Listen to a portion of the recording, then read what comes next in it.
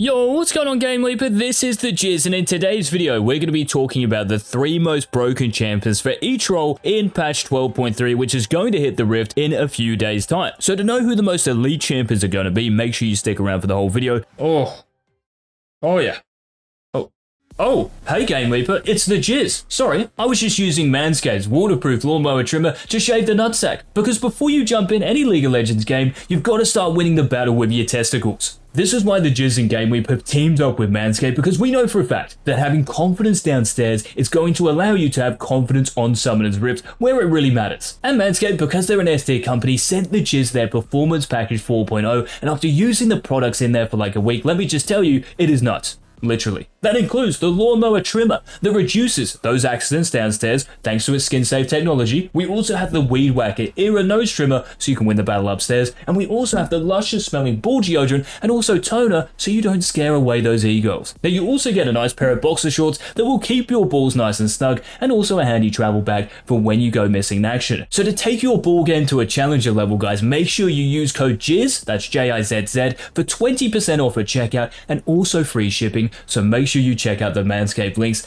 down below. So with that Manscaped out, let's get into the countdown. And we're going to start, guys, by talking about the 3 best champions in the top lane for 12.3, because there are so many changes hitting the Rift for the top lane meta next patch. Now, the 3rd best champion you can pick next patch is going to be Fiora. Now, Fiora is already in a decent position, thanks to the Conqueror buff last year, which saw it go back to 5 seconds. So that's one thing, but there are also a lot of buffs coming into Fiora and the major items she actually uses. So first up, we have Gore Drinker. So even though you're losing 150 HP, you're getting 10 extra AD. And for a champion that loves attack damage, this is huge. And it's also going to build out a Cool Fields Warhammer now, which is giving you ability haste, which is a lot better than the current Phage iteration. Now we also have to consider the new Death Stance, which sounds completely nuts. And it's not just for Fiora. Lots of champions in this countdown are going to froth the new DD. So what's happening? The cost is going up by 200 gold, and it's going to reduce physical and magical damage now. How ridiculous is that? And also the heal in the item is going to be based off your bonus AD, no longer your max HP. So for champions who are building attack damage, like Fiora, this is just a much better version of Death Stance, and it's going to be super broken on so many top laners, and Fiora is definitely one of them. And we also have the Ravenous Hydra buff, so it's costing the same amount of gold, but you're getting 5 extra attack damage. And think about that extra attack damage you're getting. This is going to get pumped into Death Stance new passive, so it's going to be an unreal patch for Fiora, but also for Darius, who is the number 2 top laner for 12.3. And the reason Darius is here isn't because he goes Gore Drink or a Ravenous Hydra, it's because he can make use of the new Trinity Force, Steris Gauge, and then Death Stance. So for Trinity Force, you're getting 100 HP, and even though the AD you're getting from the threefold strike passive is cut in half, to be honest, this is probably worth it because you have so much innate damage anyway. Really, the problem for Darius is just survivability, being able to actually live long enough to deal your damage. So you'll still have enough with the new Trinity Force, but what's good is how it works with Steris Gauge, because not only is the new shield being based off your bonus HP, so the extra HP from Trinity Force, this is going to mean you're going to have a bigger shield, which is really nice for 1v1s and side laning, which is really what Darius excels at. But also the fact that the new passive in Steris Gauge, you're gaining 40% of your base AD